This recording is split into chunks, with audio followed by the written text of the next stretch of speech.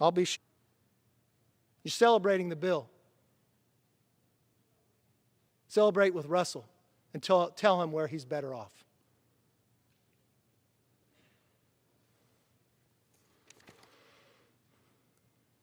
Just think for a moment that in America, children can't play outside on their own property for fear of their safety from cartels and traffickers. I'm not talking about the cities where you defunded the police. I'm talking about remote cattle ranches. In a place I think every American dreams they could retire one day on a ranch.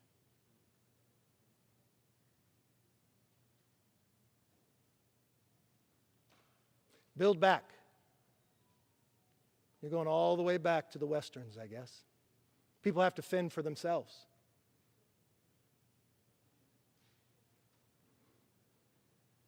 I can't believe that's America.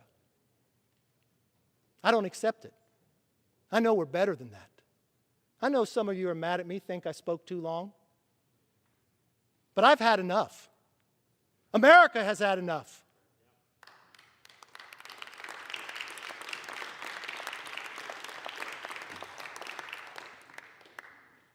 Not only do communities at the border deserve protection, the selfless men and women of our Border Patrol deserve more support to do their jobs.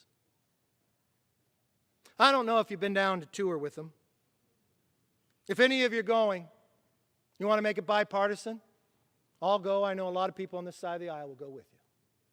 Because we think it's an American problem, that we want to solve it together. But when someone comes across the border, and you have the children, it's interesting, Mr. Speaker, when it became one party with 1 year, you changed the definition. They're no longer cages.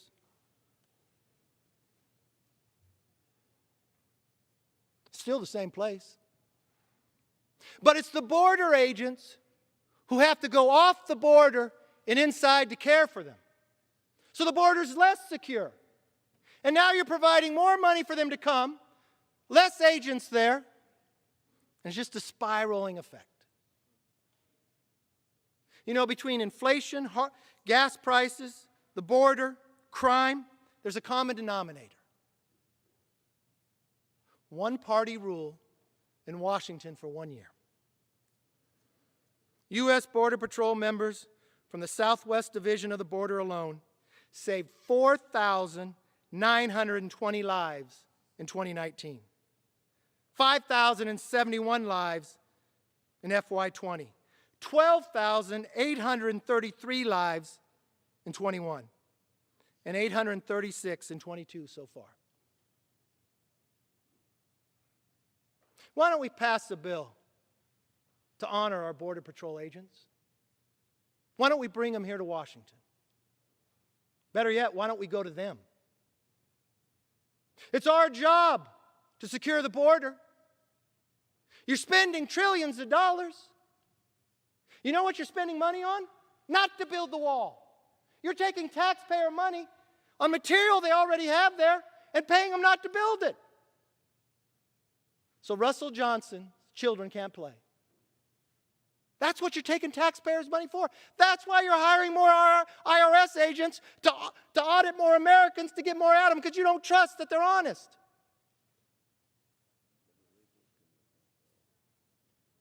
There's not a day that doesn't go by, just this week, of a 5-year-old child all by himself. You know, one of the trips down the border, I was talking to this Border Patrol agent, and I was asking her about her job. You could tell the stress that she has felt. To work under these conditions, the threat of the cartel, the crime coming across, the families, the children. And she told a story of 3 young children she saw out in the distance. The oldest was 5, the next was 3, and the other was 11 months. I said, where was the parent? There was no parent. Well, what crowd was she with? No, they were all alone. If she had not found them, they would not have lived. So let this sink in. You're encouraging more of them to come. People don't make it all the time. People are raped. Human trafficking happens because they don't have the money to pay the cartel. Then when they come to America, they have to work to keep paying them. You're incentivizing that. And while you incentivize that, you make Americans unsafe. I don't know, Mr. Speaker, it's something that the just administration does in the cabinet or everywhere when they're asked a question. I know what the Secretary of Energy did when she asked about how to lower prices. She just laughed. But I remember, Mr. Speaker, when Vice President Kamala Harris was asked about the border. She has a very definite laugh. You know what her answer was? Well, I haven't been to Europe either. Well, she could go to Europe because people from Europe are coming across that border too. She'd go to Russia, Egypt, Yemen. She'd go around the world.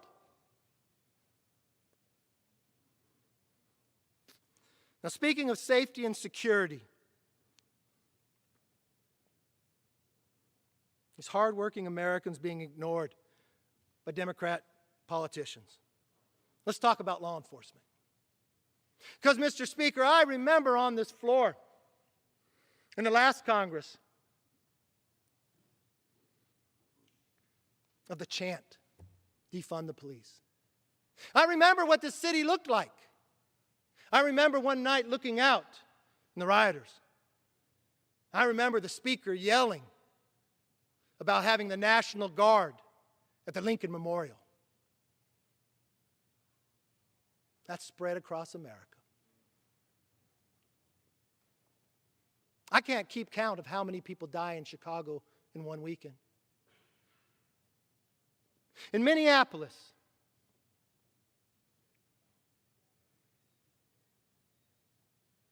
where George Floyd was murdered and shouldn't have been.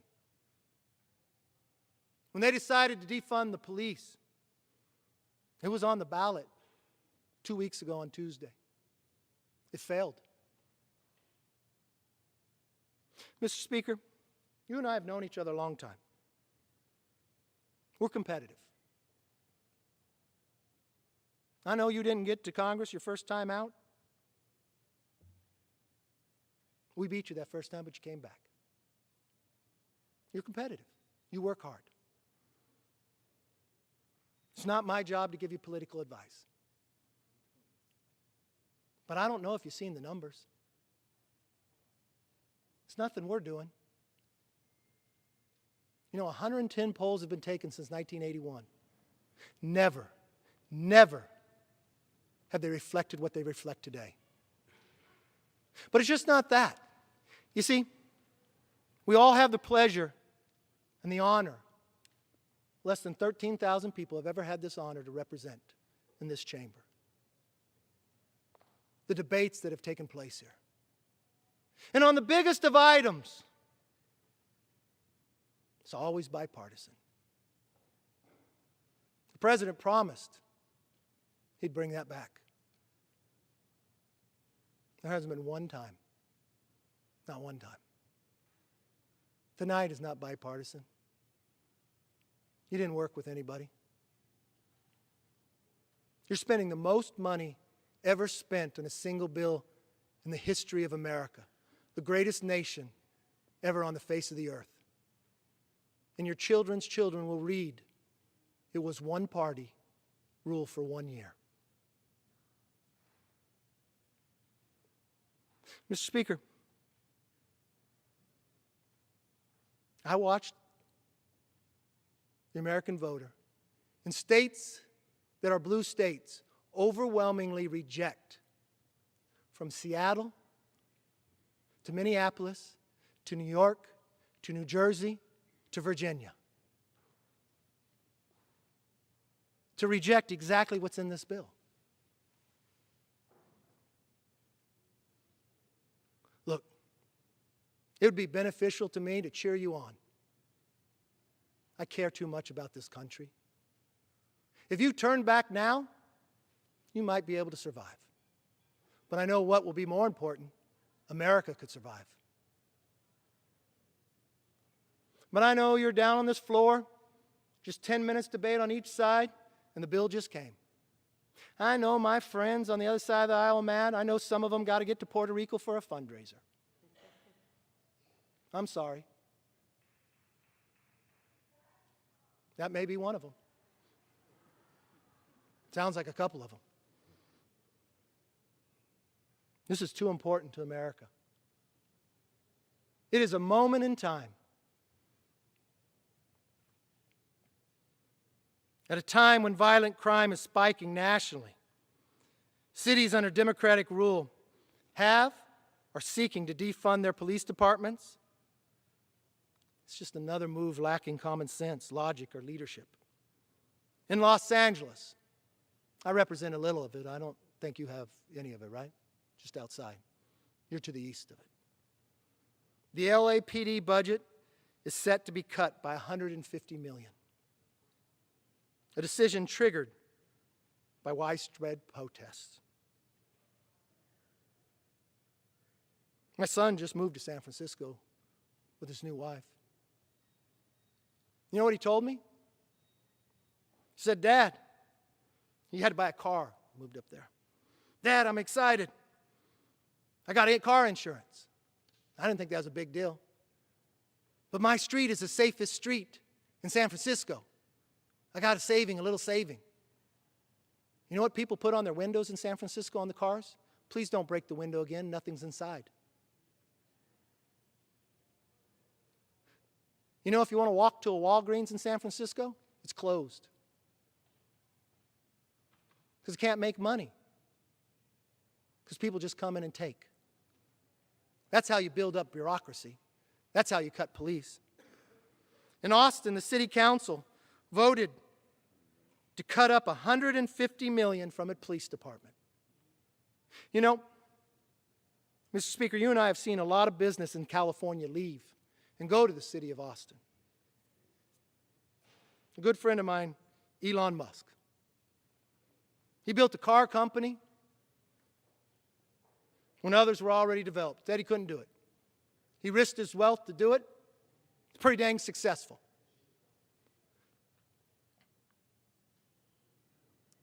A state rep in California, I can't use the language they used on the floor, it started with an F, tweeted at Elon because he wanted to expand his business. So he left. You know what California does? They raise their price. They make you tax more. They cut their police. When Elon got to Austin, he said if you cut the police and you make crime like the place he just left, he won't stay. In Baltimore, the city council eliminated $22 million from the police department. New York City wants to take $1 billion from the police budget. And here's the kicker. Many Democrats don't think that goes far enough.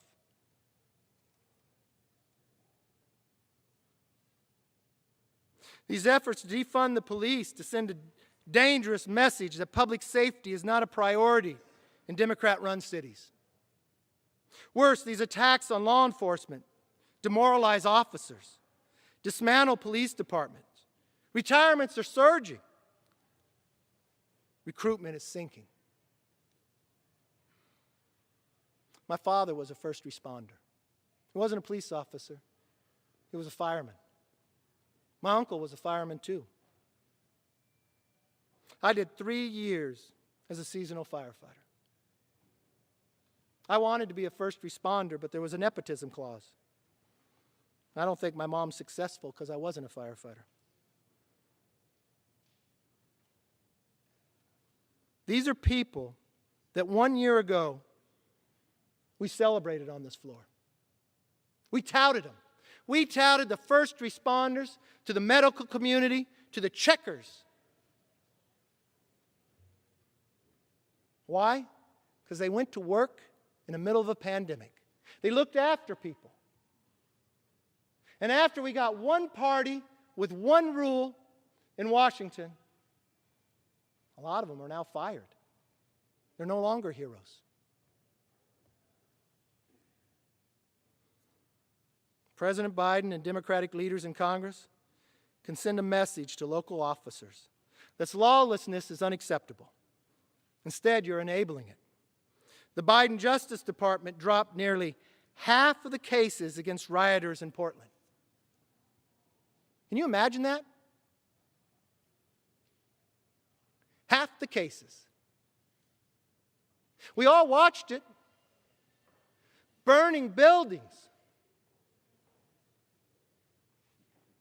I remember one of my constituents. She came to testify. Nadler and Jim Jordan were there. You know why she had to testify? Because her brother was killed protecting a federal courthouse.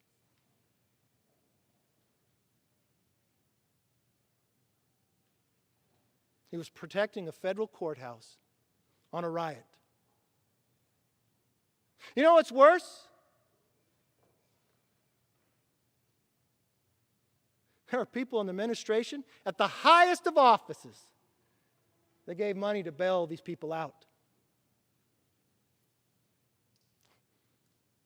I wonder why Russell Johnson worries about his kids playing outside. Biden also supports a bill passed by the House Democrats, which would cost police departments hundreds of millions of dollars.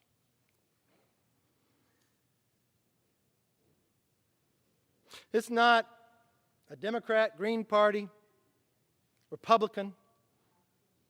America, people want safe streets. I don't care if you live in the poorest neighborhood to the wealthiest. You want your kids to be able to walk down that street. I can't forget that video of those two young kids in New York walking while another man is shooting another man.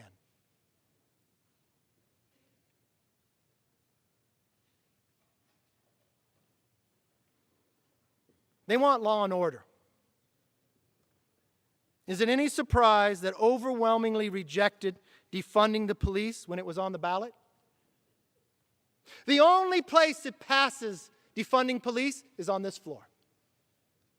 But if you let the people vote, they say no. Why? They want to be safe. That's not rocket science.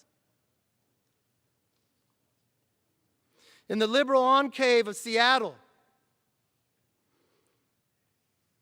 former home of the so-called Capitol Hill Autonomous Zone. Remember that? Where they took over an entire street. Why'd they do it? Because they were building a bigger bureaucracy. You see, they didn't believe in private property. They celebrated it, just like you celebrate this bill. The voters elected a Republican as the city attorney over a self-described police abolitionist. Think about that. Seattle. Look, we're in the only occupation on a given day we learn how many people like and dislike us. Come next November, we'll know. There's 435 seats. We're all competitive. We'll work in all sorts of districts trying to capture that majority. I don't spend much money in Seattle. There's not a lot of Republicans there. But it doesn't matter when it comes to safety. Every American wants it, except Mr. Speaker in this House. In Minneapolis, where violent crime has surged over the past year, voters resoundingly rejected a ballot initiative to defund the police. In Minneapolis. These results give me hope. I want the American people to know one-party rule will not be in 1 year. It's clear to most Americans that defunding the police is wrong. The American public is getting this issue right, despite the Democrats' best efforts.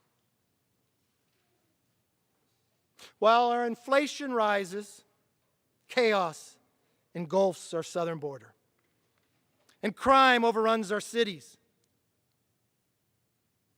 Xi Jinping is watching us and laughing. China is being rewarded with the Olympics. I didn't get to get on the Zoom with President Biden and Xi Jinping. But did any of us hear? Did he ask China, why wouldn't they be more open? Or let our scientists in to see where COVID started?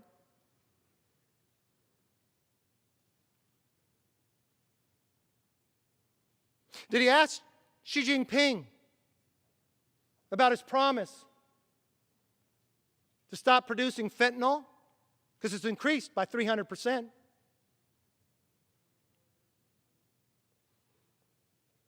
Did he ask Xi Jinping, why does he continue to fly his jets over Taiwan? And how much technology have you stolen from us today?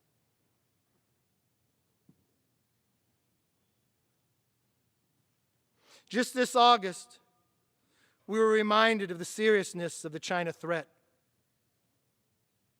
after Beijing launched an advanced hypersonic missile into orbit. I know you all don't serve on armed services, I don't, and you're not on intel. But hypersonic is a first strike weapon. You see, the last time President Biden was vice president, they cut R&D for hypersonics for America. You see, China has tested more than 200 hypersonics. America, about 9. We have a missile defense. But you see, hypersonics doesn't go high. It goes 5 times the speed and low. You don't have 30 minutes to calculate where it is. You know what China does too? They build replicas of American aircraft carriers in the desert. I don't think it's to teach their sailors. I think it's to teach their Air Force how to bomb them. I'm not sure President Biden, if you ask Xi Jinping, why did you lie to President Obama when you built those islands and said you wouldn't weaponize them?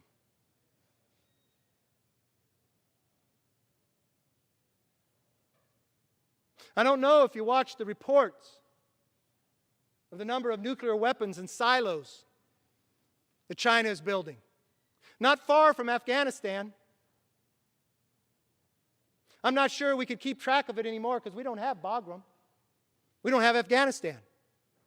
But we're going to look over the horizon. I don't know how. We don't even have light goggles anymore. We left them for the Taliban. Hypersonics are unpredictable. They're fast and they're nuclear capable.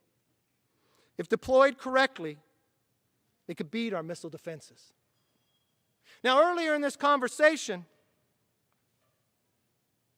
I told you what, Mr. Speaker, the Prime Minister or the Chief of Staff of the White House said. This is bigger than a bill we spent on the New Deal. So there must be some money in here for hypersonics. I know you don't want to protect the border, but you surely want to protect us for our defense, do you not? Because it's going to lose $800 billion in 5 years. But you could tell your children's children the reason why you borrowed the money so they could be alive in America and not in China. But that's not in here. So, Mr. Speaker, what are you going to tell the children's children? You got a really big bill, and we can't protect you. But you got a lot of good products you can buy made in China.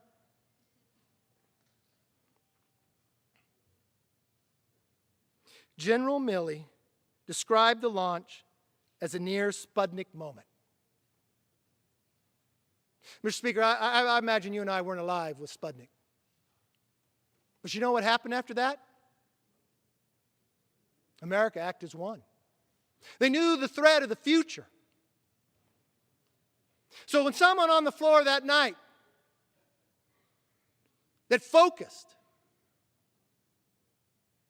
They said our children's children would remember this night. We thank them for that.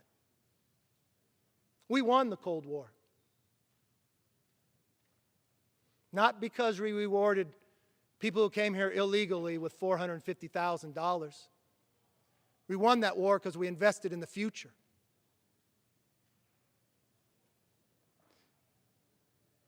We won that war not because we built up bureaucracy, because we unshackled our private sector. We won that war not because we kept having inflation. We ended one-party rule and had the biggest economy we've had since the last time Republicans were in power and passed the tax cuts. The sad part, Mr. Speaker, President Biden could have done nothing. Part of me feels sorry, Mr. Speaker, for all of you. Because had he done nothing, I don't know if we could have won in a year. But because of his actions, America's weaker. When Russia launched Sputnik, the United States responded with a sense of urgency and a show of industrial force. So when China did this hypersonic, what did we do? You're passing a bill that is incentivizing companies to leave America to be in China. The global minimum tax. Ooh, you make more, go to China. That's what your children's children will learn. But don't worry, you can celebrate. You're going to have a big bureaucracy in America. Remember, that's what the Soviet Union had. But today, the Biden administration has responded with weakness, not strength. They actually said that stiff competition between China and America is welcome. Look, I would like competition, but why don't we have it on a level playing field? Why is China given an advantage? Now, I was in a classroom a little while back, and we were talking about how did California, the Golden State, where everybody wanted to be, why is Toyota, why is Tesla, why is everybody leaving California? Then they got into the aspect of America. How did China rise? Well, the student asked me, and I asked her if she played a sport. She said she was a swimmer.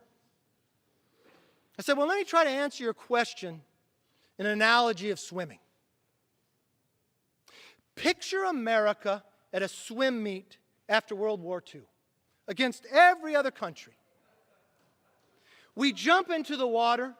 Not only do we win, we dry off before second and third arrive. So in the next year, we think, that's a little unfair. The other countries got destroyed a little more than America.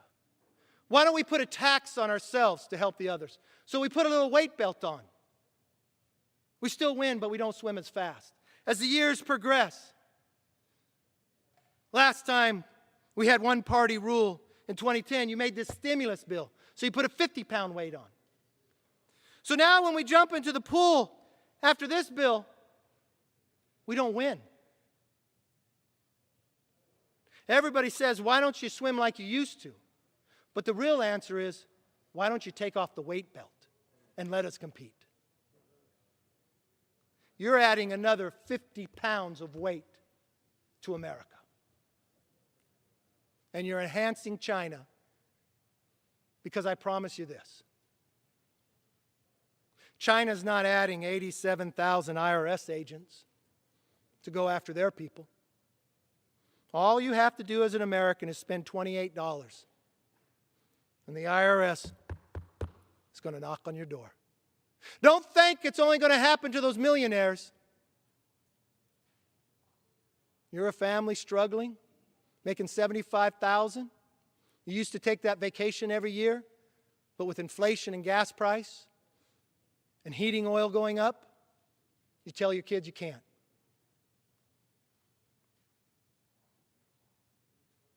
But we built the bureaucracy, so they're going to knock on your door. This bill, if you measure all the things it does in it, it rewards millionaires. It adds 1.2 million new audits by the IRS, and half of that goes after people making $75,000 or less. I know so many people like that. I worship with them, play sports, our kids interact.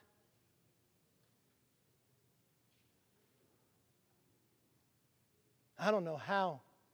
I tell them I work in a body that celebrated doing that to them. I know what their struggles are. You know, it's interesting.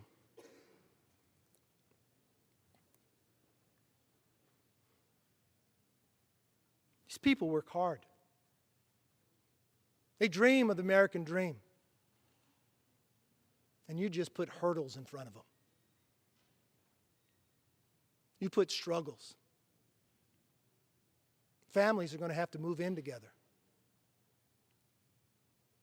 But I'm going to tell them what you did.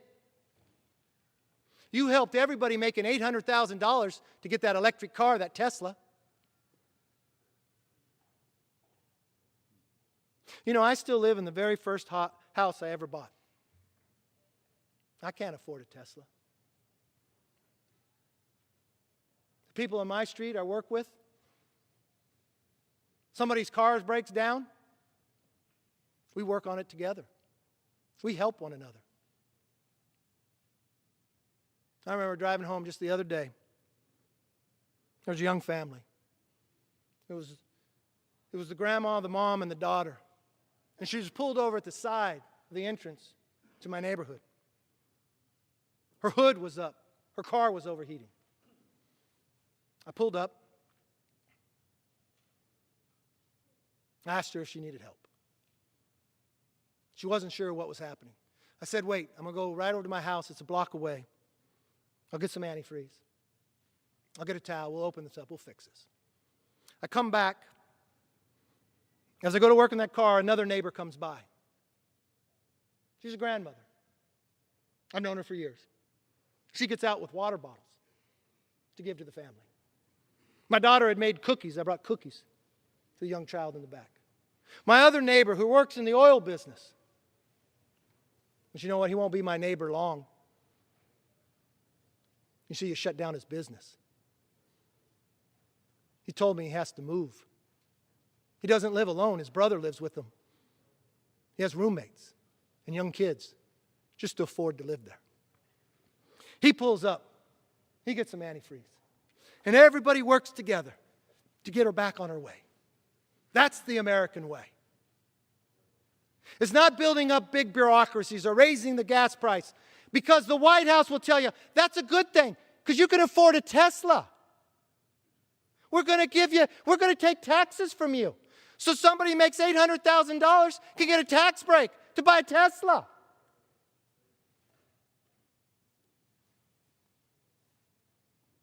I can't even afford to test drive a Tesla, and Elon's one of my best friends.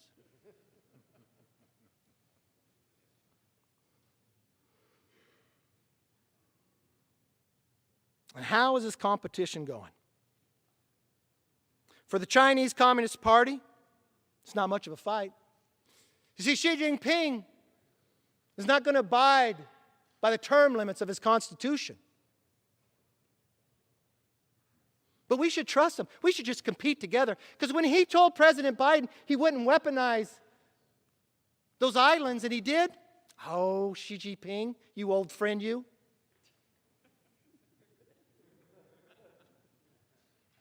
When he builds those aircraft carriers in the desert that look just like the American aircraft carriers, that's Xi Jinping. He just likes the Navy.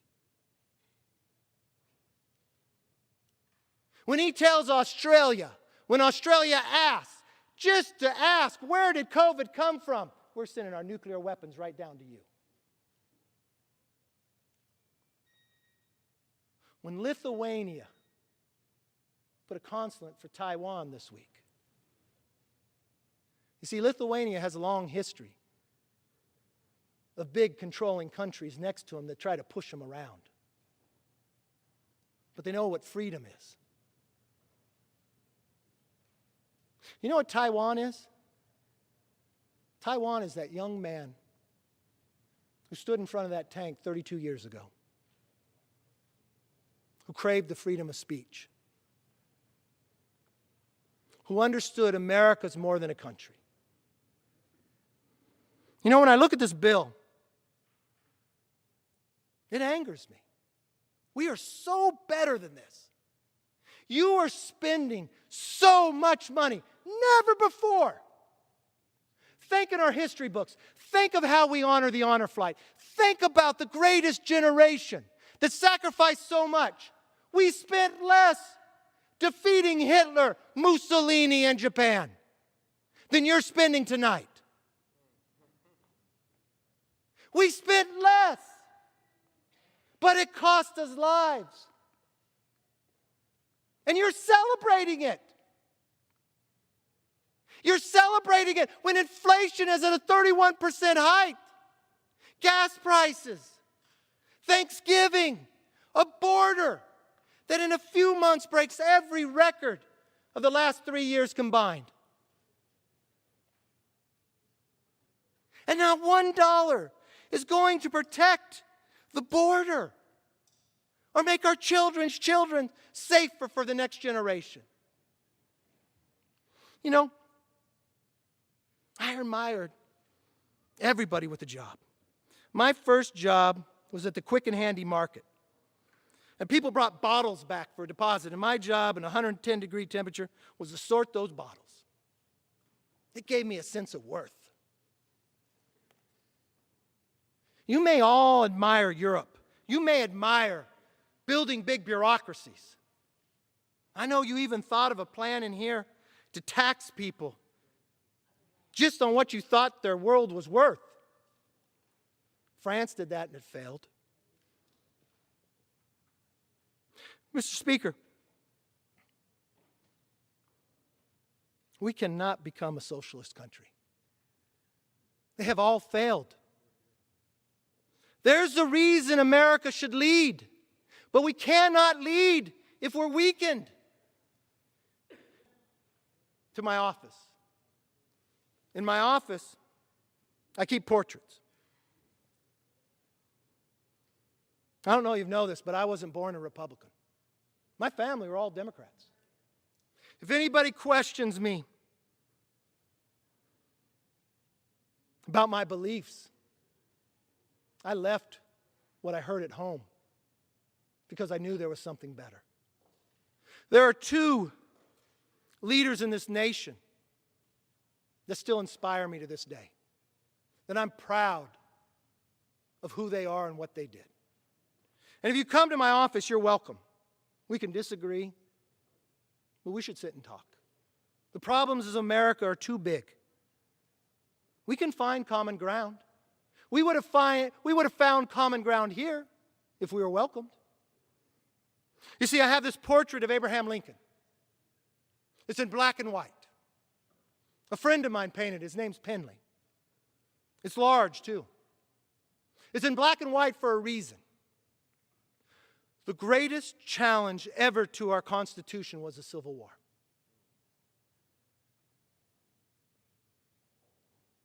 While you're celebrating this bill tonight, you're doing it on the exact same floor we debated the 13th Amendment, or the day that will live in infamy, or the civil rights.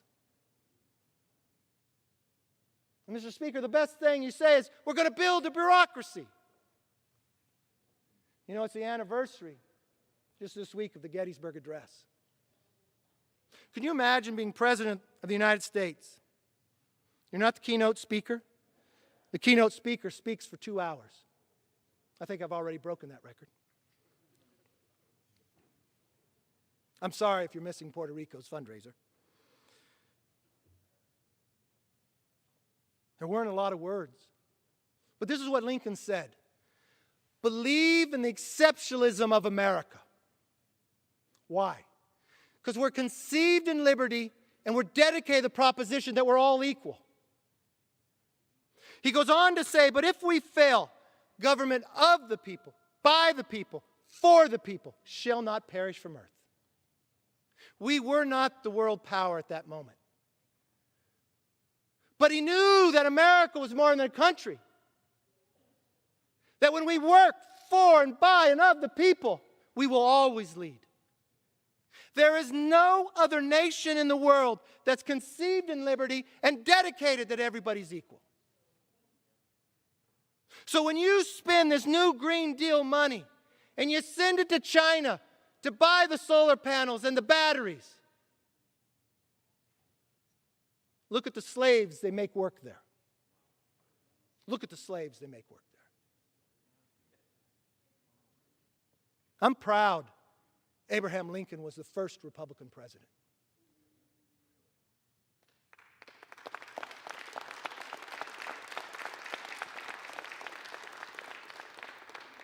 And I'll tell you, at night, I look at these two paintings, and I wonder in moments in time, what if Abraham Lincoln was not assassinated?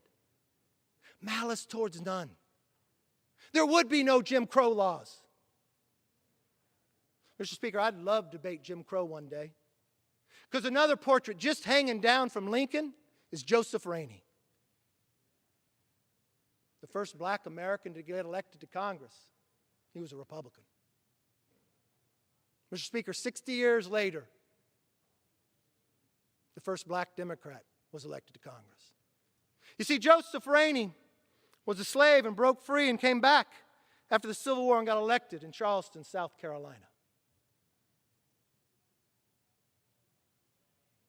We defeated that original sin. But Joseph Rainey wasn't the only black Republican elected. More started getting elected. And in the South, we had a competitive presidential election. The Democrats said they would recognize the Republican if they moved the federal troops out of the South. And when they did, Democrat won the states. And they enacted Jim Crow laws. One of the darkest moments in our history. Had Abraham Lincoln not been assassinated, we would not have had to wait till the 50s for the civil rights. Abraham Lincoln, if he was here today,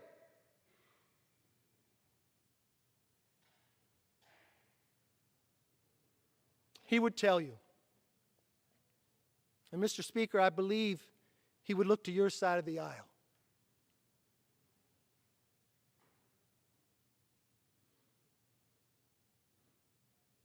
He would say, be fearless when it comes to votes. Don't blame others. You see, when Lincoln was elected in November 1860, he wasn't sworn in until March 1861. It's late, so I'm not sure if my math is right, if it was 7 or 9 states that left the Union before he was sworn in. Never once did he blame Buchanan. Today, Mr. Speaker, I heard our borders are blame Trump for the border. I don't know, in the short months of one-party rule, they've broken all records. He would tell you this, though. Your children's children, do not put off tomorrow what you could do today. The debate of slavery didn't start in the 1850s. That original sin started at the creation of our country. Our forefathers thought it was too divisive, so they said, put it to the side. Hundreds of thousands of their grandchildren had to die. We don't have that same debate today. But you got a big debate on this floor. Do not blame others when inflation is higher. Do not blame others when your children ask you, why did you make the bureaucracy so big but keep the borders open and empower China? Why did my father and mother lose their jobs? Why can we not go downtown? Because there's no police to protect us. Or to that Russell Johnson grandson, our granddaughter, who can't carry on the legacy of a generation of a rancher. They'll point to this night, this time, and this moment. The other portrait that hangs behind my desk is Ronald Reagan. You see, Ronald Reagan was a Democrat too. But taxes became so high. You know what he did? He stopped working. It took the incentive away. Sound familiar? If you pay people more to stay home, they'll stay home. If you take away the work requirement, this bill now creates 90% of all Americans qualify for the child tax credit. But what'd you do? You took away the requirement to work, hurting the small business, then you took away the Social Security. You might as well take more American taxpayer money because you got all these IRS agents, but you're giving it to people who are not Americans. Reagan would tell us this. Reagan's in color and Reagan is smiling. And Mr. Speaker, I think at moments at times Reagan would talk to my party. We're not perfect by any means. He would tell us, if you believe your principles bring people more freedom, be happy about it. People will wonder what you're drinking. I'm a happy conservative, but not tonight. Reagan would tell us this, and he would talk to this entire body. And he would tell us, Mr. Speaker, peace without freedom is meaningless. Think about that for one moment. Peace without freedom is meaningless. It is human nature that we crave peace, but we only attain it with freedom. Reagan came into office after Jimmy Carter make inflation high. Americans held hostage. Gas prices, you can only go to the station on odd and even days. He was happy and honored to be able to do it. People had written us off. There were 2 Germanys. I remember in my high school, they had one of those Hallmark shows about the Soviet Union invading us, or Red Dawn. People on my street built bomb shelters because there was a Sputnik moment, much like a moment we just had. That's what our top military agents tell us, Mr. Speaker. You know, Reagan had this same dilemma. He was in his second term. I believe he was in Iceland, sitting directly across from Gorbachev. They didn't take staff into the room. And Mr. Speaker, he started negotiating a nuclear reduction. And he was getting most everything he wanted. Then Gorbachev asked him one thing. Would Reagan end the SDI program? And remember what the SDI program at that one moment, it was made fun of, Mr. Speaker, by the Democrats. It was called Star Wars. Today, it's part of the Iron Dome. Mr. Speaker, you might remember the Iron Dome. Your party actually defunded that along with the police. Reagan didn't hesitate. He didn't ask Congress. He didn't ask the Senate. He said, no, I will not end the SDI. But what I'll do is I'll share with you so the world could be safe. Gorbachev declined.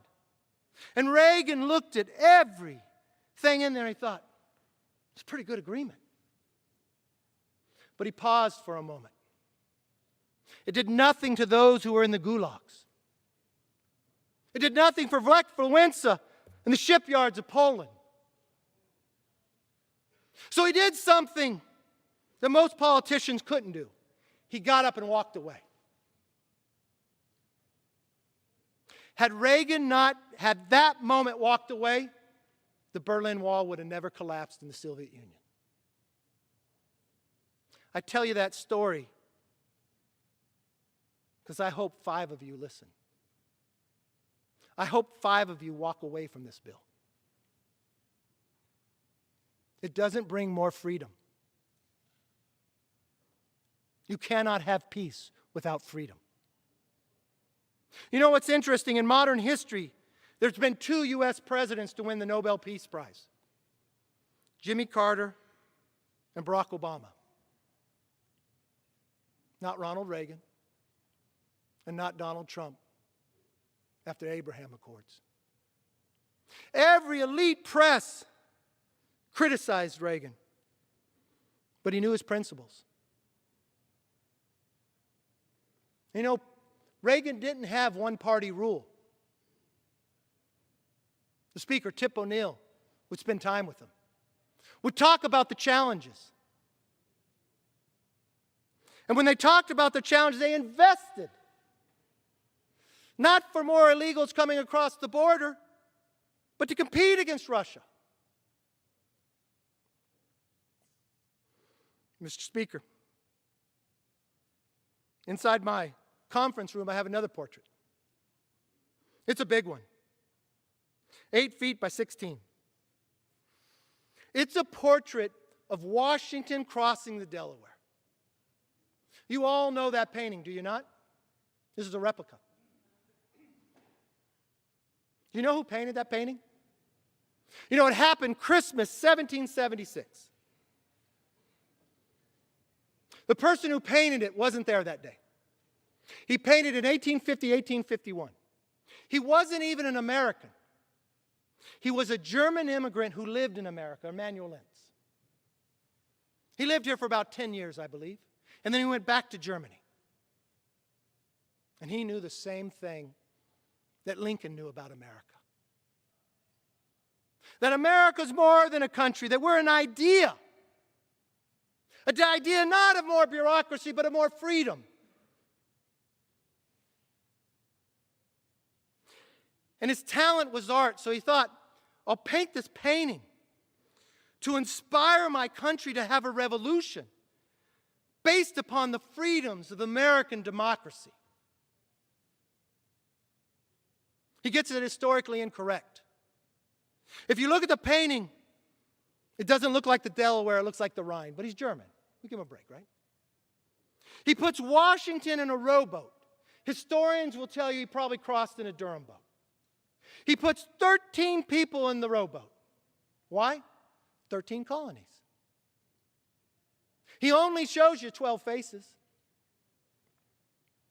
If you ever look at the painting, and please come to the office, you could bring your constituents, I don't have to be there. But he has Washington in his ceremonial uniform, standing up in a rowboat in the middle of winter with his hand on his chest. You look at our founding father, and you would say that man is bigger in life. He's so stoic. I bet he's never lost a battle.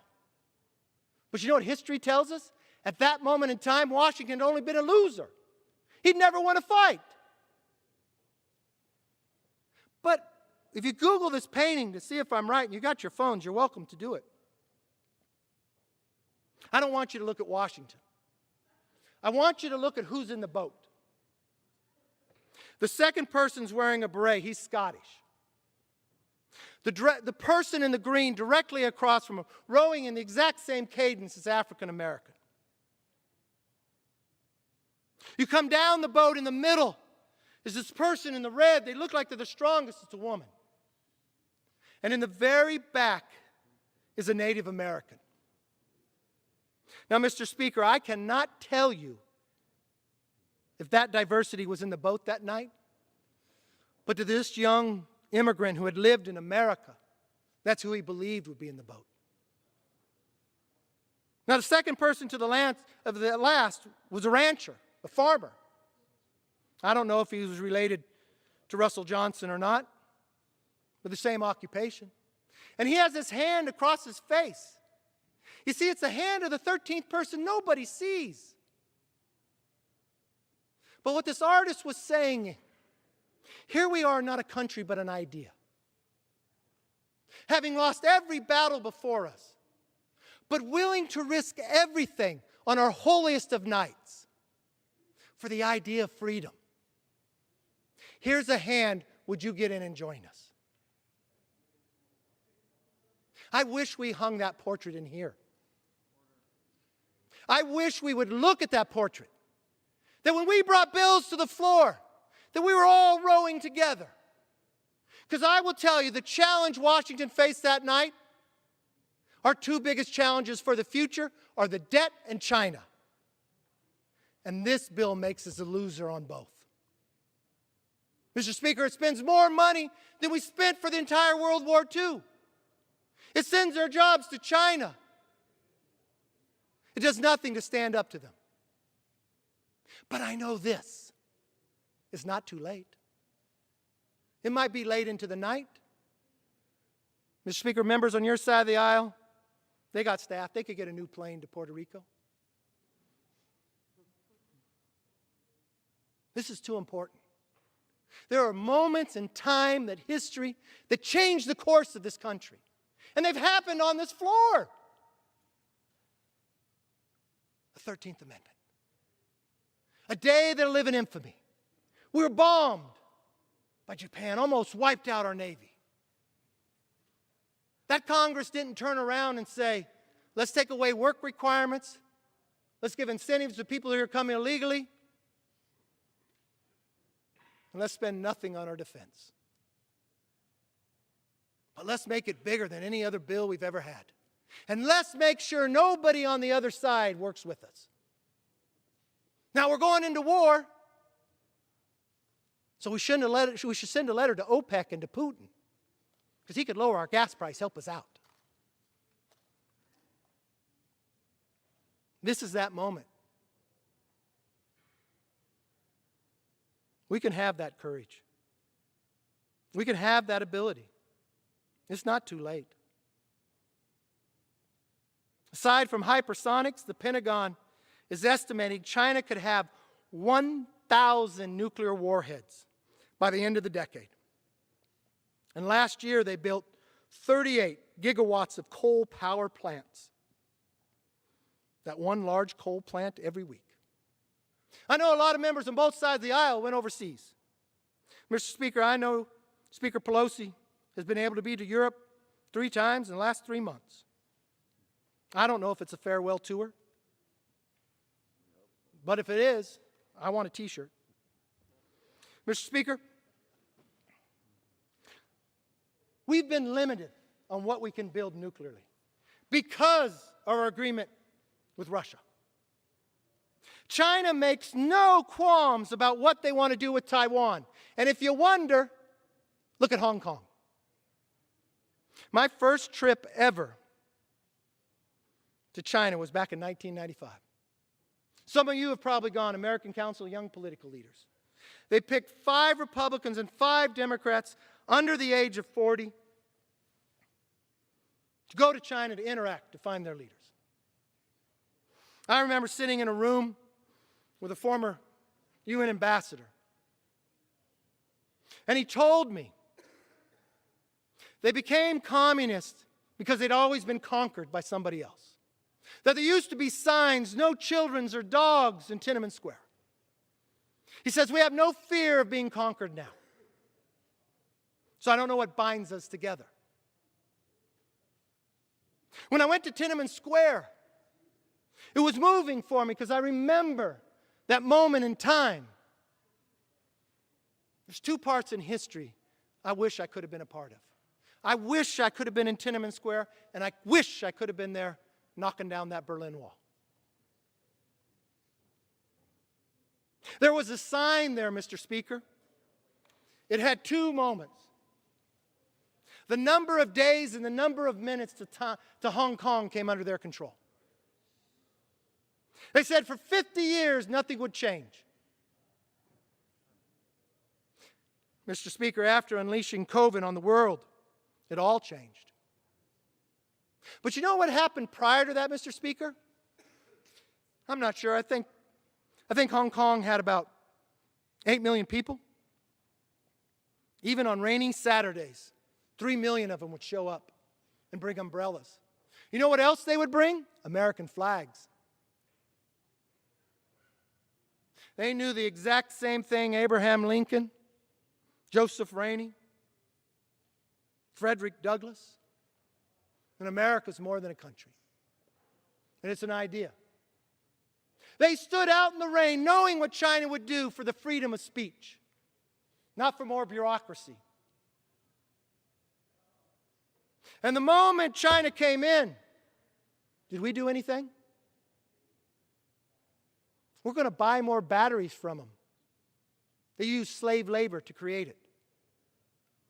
If you question where COVID came, they say they're going to send their nuclear weapons to you. Look, I don't know if we know how many nuclear weapons they have because we can't fly over them much anymore. But do you ever wonder and start to think, if you have these nuclear weapons, you have hypersonics, and then you invade Taiwan, you think that may keep more people at bay? I don't know. When Putin took Crimea, he said he took it because no one said he couldn't. He's built up along the row of Ukraine. Mr. Speaker, does it make you wonder after Afghanistan, where Americans were left behind, that China flies more of their aircraft over Taiwan? That China did not show up at the global warming party? There's so many things to be proud of our country. I'm worried about the environment. I wish every country was like America.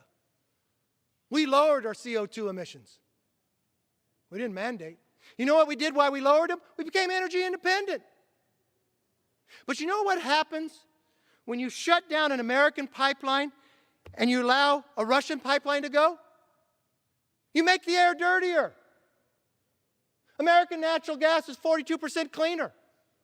You know what else comes with American natural gas? American jobs. American kids can pay for college. They can buy a car. They can buy a house. I don't know in today's America if they can afford to fill it up.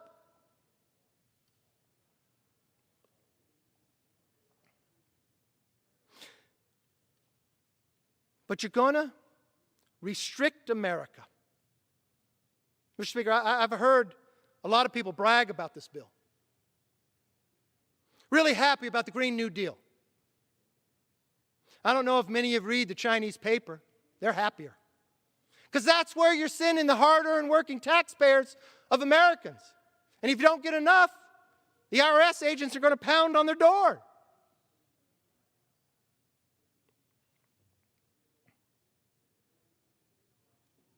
Meanwhile, President Biden is acting like there's no competition at all. To name a few important issues Biden has folded on, he bailed out Huawei and refuses to investigate the origins of coronavirus or hold China accountable for its action. Mr. Speaker, I want to tell you another story. This is a personal story with your leadership and ours. Many of us had the pleasure and the honor of going to the 75th anniversary of D-Day. I think every American should go. Read the headstones. The ages. The thousands upon thousands of America who all died in a short time frame. You look at the stars of David and the crosses. And I traveled with our speaker, Nancy Pelosi. And as we flew in a helicopter and we went down the path with the doors open, you wonder about those brave men. You still saw the guns of the Germans. They had to land and they were shooting ducks. And they had to climb up and they were just being shot one after the other. So young. But their children's are proud of them. And when I looked at those headstones, I looked at the speaker and I wondered, what could America have done before then that would not have lost their lives? What could we have done before the rise of Hitler or Mussolini?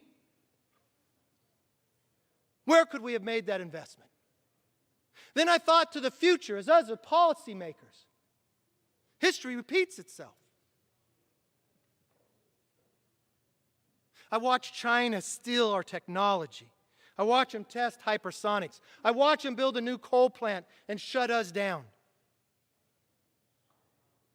This isn't like the Soviet Union. We're not going to outspend them. And I asked the Speaker, could we create a committee? Equal number of Republicans, equal number of Democrats, to just focus on China. She thought it was an interesting idea. I called Steny, the majority leader. I've had the same idea to him. I spent 8 months on this. And you know what, Mr. Speaker? They agreed. We agreed. We picked the number of members. And then they came back to me and said, no, we had to shrink it. That's okay, that's okay. I just really want to have this happen. Because you know, Xi Jinping isn't going to abide by the term limits. He tries to wait everybody out, Mr. Speaker.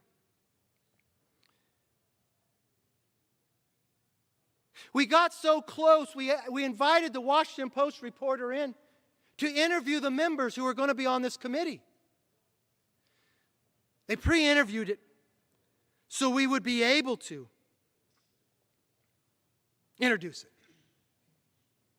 The night before, that moment, like the time in the boat, I was proud of Congress. We're going to do this together in one of our greatest challenges. I got a phone call. So we're not doing the committee. So what are you talking about? We spent 8 months at this. COVID had hit. And they thought it might give a political advantage. We focused on China. I went ahead anyways and chart the China Task Force. And in that China Task Force, all the ideas that came up with, 2/3 of them